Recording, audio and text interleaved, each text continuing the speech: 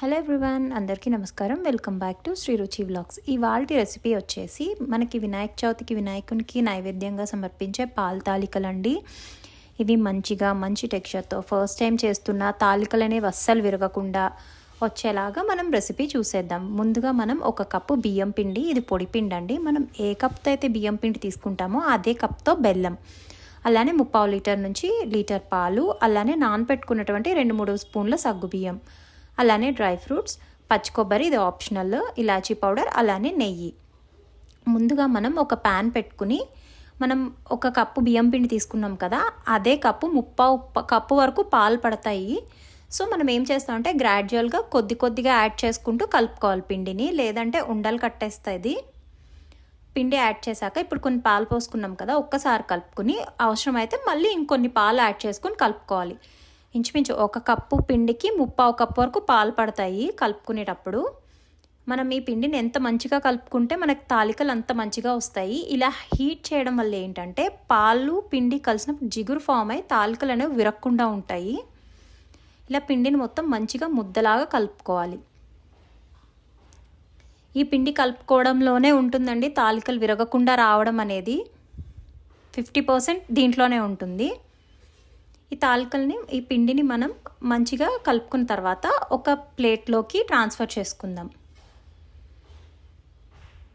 మనం ఇందులో సాల్ట్ అవేం వేయట్లేదండి, ఎందుకంటే పాలు వేసాం కదా, మంచి కమ్మగా ఉంటాయి. పాలు వేస్తాం కాబట్టి సాల్ట్ అవేం వేయరు. సో ఇలా కలుపుకునేటప్పుడు మంచిగా పిండిని కలుపుకుని, చపాతీ పిండిని కలుపుకున్నట్టు కలుపుకోవాలి మంచిగా. ఇలా కలుపుకోవడం వల్ల ఎయిర్ బబుల్స్ అనేవి ఉండవు. ఎయిర్ బబుల్స్ ఉండడం వల్ల ఇరిగిపోతాయి తాలికలు. సో ఇలా మంచిగా కలుపుకుని దీంట్లోనే ఒక 1/2 స్పూన్ నెయ్యి వేసుకుని కలుపుకోవాలి.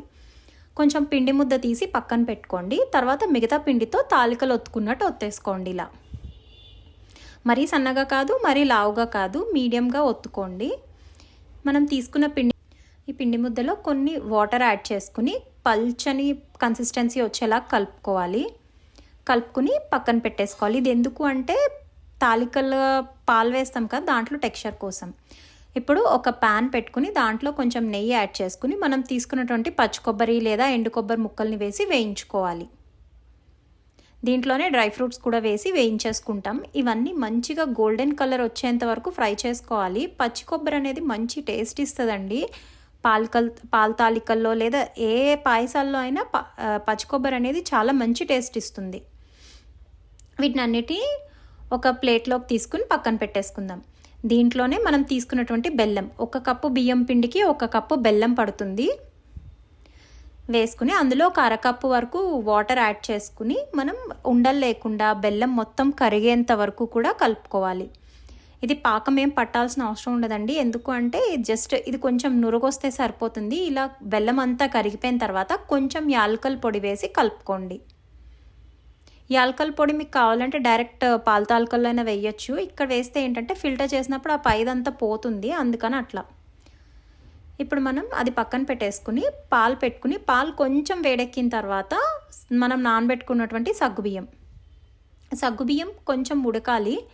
మనకు ఉడికింది ఎలా తెలుస్తుంది అంటే ఇలా పైకి తేలుతాయి సగ్గుబియ్యం, అప్పుడు మనకి కుక్ అయినట్టు తెలుస్తుంది. మనం తీసుకున్నటువంటి తాలికల్ని 1 by 1 యాడ్ చేసుకోండి, ఎందుకంటే అంటుకుపోతాయి ఒకదానికొకటి. ఇలా యాడ్ చేసుకున్న తర్వాత ఒక్కసారి హై ఫ్లేమ్లో పెట్టి ఉంచాలి ఒక 2 minutes అలాగా. ఎందుకు అంటే అంటుకోకుండా విడివిడిగా వస్తాయి. తర్వాత సిమ్లో పెట్టేసుకుని ఒక 20 minutes కుక్ చేసుకోవాలి.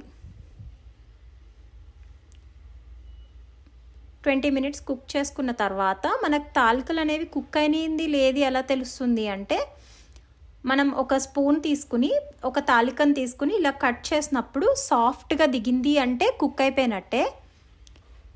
లేదు అంటే మనకి లోపల నుంచి పచ్చి కనిపిస్తుంది, అంటే వైట్గా కనిపిస్తుంది. ఇవి కుక్ అయిపోయినాయి. ఇప్పుడు మనం కలిపి పెట్టుకున్న పిండి వాటర్ ఉంది కదా, ఆ వాటర్ని యాడ్ చేసి ఒక 2 to 5 minutes సరిపోతుంది. ఒక్కసారి ఇలా కింద నుంచి కలిపేసుకోండి. కలిపేటప్పుడు చాలా జాగ్రత్తగా కలుపుకోవాలండి, ఎందుకంటే విరిగిపోయే ఛాన్సెస్ ఉంటాయి. సో ఇలా ఒక్కసారి కలుపుకున్న తర్వాత మనం స్టవ్ ఆఫ్ చేసేసి తాలికల్ని కిందకి దించేసుకుందాం. దించుకున్న తర్వాత మనం వేయించి పెట్టుకున్నటువంటి డ్రై ఫ్రూట్స్ వేసుకుని, అలానే మనం కరిగించి పెట్టుకున్నటువంటి బెల్లం పానకాన్ని యాడ్ చేసి కలుపుకోవాలి. ఇలా ఒక టీ వడపోత పెట్టుకుని ఫిల్టర్ చేసుకోండి, ఎందుకంటే వేస్ట్ ఏమైనా ఉంటే పోతుంది. అలానే ఇలాచీ పొట్టు కూడా కొంతమందికి నచ్చదు, అది కూడా పోతుంది. సో వేసుకున్న తర్వాత మంచిగా కలుపుకోవాలి. అంతేనండి, బెల్లం పాల తాలికలు రెడీ అయిపోయినట్టే. మా వీడియోలు చూసి లైక్ చేసి కామెంట్ చేసి షేర్ చేసి సబ్స్క్రైబ్ చేసిన వాళ్ళందరికీ కూడా చాలా చాలా థ్యాంక్స్. అందరికీ ముందుగానే వినాయక చవితి శుభాకాంక్షలు అండి. ఈ వీడియో కనుక మీకు నచ్చినట్లయితే లైక్ చేయండి, కామెంట్ చేయండి, షేర్ చేయండి, సబ్స్క్రైబ్ చేయడం మర్చిపోకండి. Thank you for watching our videos.